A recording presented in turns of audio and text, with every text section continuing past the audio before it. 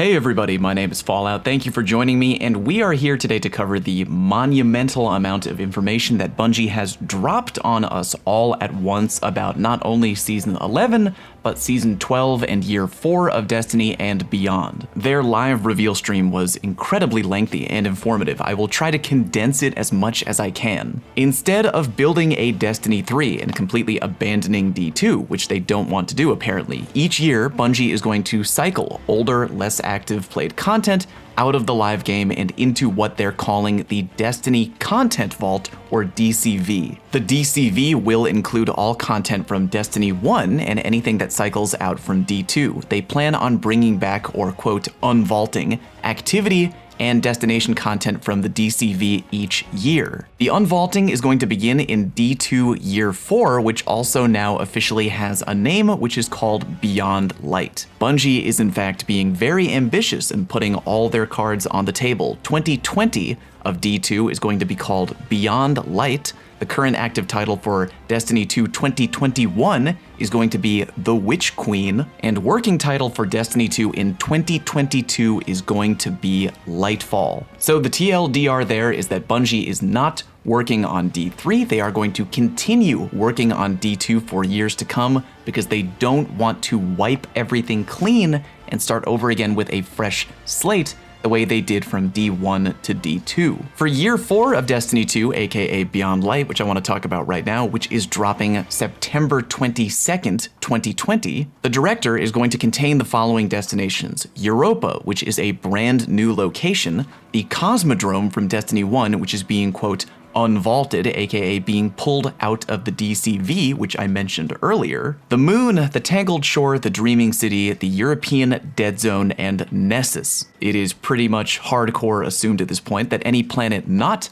on that destination list will be unplayable and being moved into the DCV, aka the Destiny Content Vault. According to Bungie, that is going to allow them to respond to player feedback more rapidly, enable more overall innovation, and keep D2 and our characters thriving for years to come. The Beyond Light gameplay featured in Bungie's livestream was nothing short of crazy. All the enemies, or most of them, seem to be a mixture of new and old Fallen. We have familiar faces like Shanks, captains, and whatnot, and we have new faces that are mildly confusing, like a gigantic Fallen mech, and several other types of Fallen that appear to be encased in some type of ice. Considering Europa seems to be a planet mostly containing ice and a frozen wilderness of sorts, it makes sense that the creatures there would have some kind of environmental damage or environmental features or highlights on their body. The biggest and juiciest piece of info in this brand new gameplay trailer was the introduction of not just a new elemental damage type, Stasis, but the reveal of 3 entirely new subclasses that fall under the Stasis umbrella. If you're keeping track at home, this is the first brand new elemental damage type that Bungie has introduced since the beginning of Destiny way back in D1. Again, to recap, currently in Destiny we have Arc, Solar, and Void elemental damage. That is across both weapons and subclasses alike. In Year 4, beginning with D2 Beyond Light, that is being upgraded to 4 overall: Arc, Solar, Void, and the brand new Stasis, which, according to the gameplay trailer, seems to be the Guardian's new ability to directly wield and control the power of the darkness. That has been something highly requested by the community for a very long time. I know that all of this sounds like a wild fan theory, but this is absolutely 100% confirmed by the live reveal trailer. The text directly on the screen says, "Wield the darkness." While we see brief clips of gameplay of the new Stasis subclass at the very end of the trailer, we are witness to a very brief screenshot, which I will put up on the screen and show you right now. This is the best look we have right now of the new subclasses coming in Year 4. It is strongly assumed that the Guardian on the far left is a hunter, and their new Stasis, aka darkness power, comes in the form of a roaming super very similar to the Night Stalker or Blade Dancer. I think it's very clear that from the gameplay footage it is a roaming super. I think there was even a shot once of the hunter throwing some kind of stasis knife into the ground and causing some kind of explosion or damage in an area of effect. We can also assume that the Warlock is in the dead center of the screenshot, and their new super appears to be, from the gameplay footage, the wielding of a gigantic staff or spear. It is not known at this time if the Warlock super is going to be a team buffing type situation like the Well of Radiance, or an offensive damage type dealing super like Daybreak. Through the process of elimination, the Titan looks to be on the far right, and although there is undoubtedly footage of the Titan in the gameplay reveal trailer, it isn't currently known or understood how their new Darkness super performs. From the very brief screenshot alone, I'm assuming it is one of 3 options. Number 1, the Titan has a Stasis shield in one hand and a Stasis weapon of some kind in the other hand. Option number 2, the Titan has a Stasis shield in both hands and is going full on Captain America.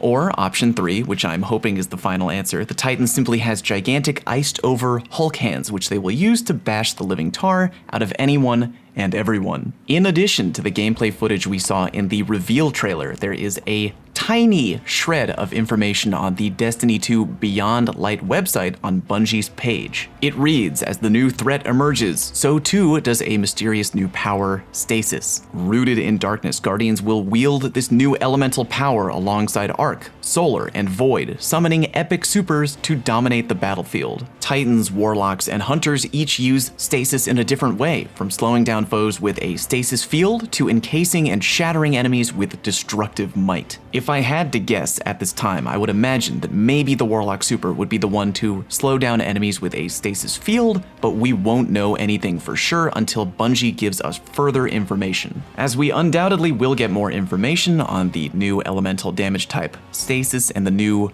Guardian supers overall, I will share that information with you as it becomes available between now and the launch of Year 4. If you're looking for information overall about the plot of Year 4, it currently is going to focus on Aramis, the ship stealer, a notorious fallen from the House of Devils. I don't currently know very much about Aramis, although she has been in the game before. According to a Destiny Wikipedia source, she has been mentioned in the House of Wolves way back in D1, and she was mentioned in the Destiny 2 season Joker's Wild. In Beyond Light, we have been told the following so far. A new power is born out of the ancient pyramid ship above Europa's frozen frontier, and a dark empire has risen beneath, united under the banner of the fallen Kell of Darkness, Aramis. Join your fellow Guardians and bring down the Empire at any cost, even if it means wielding the darkness itself. The splintered houses of the Fallen have rallied and built their new empire on the icy moon of Europa. Brave the unrelenting glacial frontier, infiltrate the Golden Age Braytech facility, and uncover the secrets that lie deep under the ancient ice. In terms of new exotic gear in Beyond Light, the Bungie website reads, there are those who believe Europa is nothing more than a frozen Golden Age graveyard, its treasure long ago swallowed by ice and darkness. You know better. Beneath the ruins lie countless relics, an arsenal of weapons, and more. Claim this cutting-edge tech from the clutches of time and dare to tame the wasteland. It is difficult to tell which weapons for sure are going to be exotic from the new gameplay trailer, but we do know for sure that we will be able to obtain